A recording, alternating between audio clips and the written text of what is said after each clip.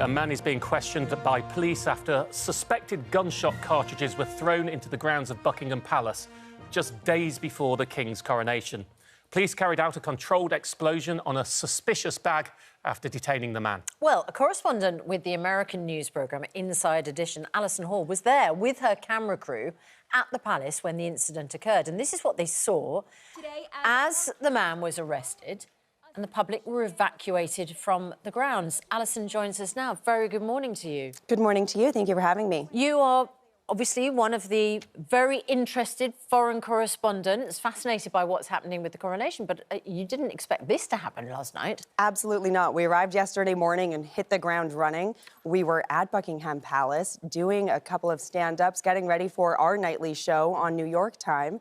We were there at about 7 p.m. My cameraman was setting up his lights, getting things ready. I was looking around the scene, figuring out what our shot was going to be, and suddenly a police car came racing towards us, jumped out basically right in front of our camera.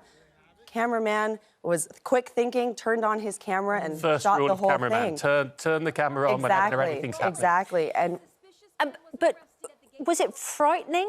Did you feel like there was a threat? Obviously, something significant was happening. Something significant was happening, it was clear, but it was so incredible how calm all of the police and security in the area were. Welcome to London. Exactly. There was suddenly dozens of them controlling the situation, asking crowds to move back. Before they actually evacuated the area, they just created a perimeter around Buckingham Palace Gate where the man was being arrested. We saw him being arrested as you saw our footage.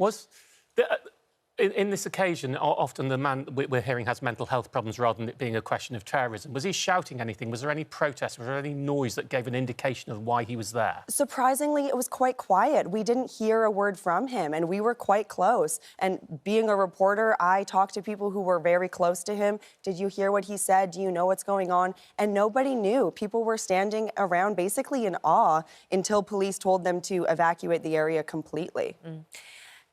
If this had been the White House or a large American building over in the States, what would the equivalent reaction have been? I think very similar. I think that the police would have handled it expertly, remained extremely calm. The area would have been evacuated immediately. This did take a few minutes. However, it seems like police were just getting a handle on things, and they dealt with it very swiftly, very calmly. Because, of course, you have many... I mean, we have some armed officers, but in the States, the fear is that police have guns, go to, a strong response very quickly. Do you think that that might have been something that happened? We know there have been breaches of the White House gates before, and thankfully, because there's so much security and police around, they usually detain the people quite quickly. I believe the police in this situation realized that he did not have a weapon. They searched him. We saw them doing that. They were obviously suspicious of his bag, so they dealt with that. So I think they were able to handle it really quickly, just as the police in the United States would have. I suppose the United States has a high chance that the protester would have a gun as well as the police there, which is a big difference. Just tell us about, now you're here, what is American interest in the coronation like? Because we know there has been, obviously, a few issues around the royal family and our members of our royal family leaving to go and live in California. Has that changed how people view the king and the coronation, do you think?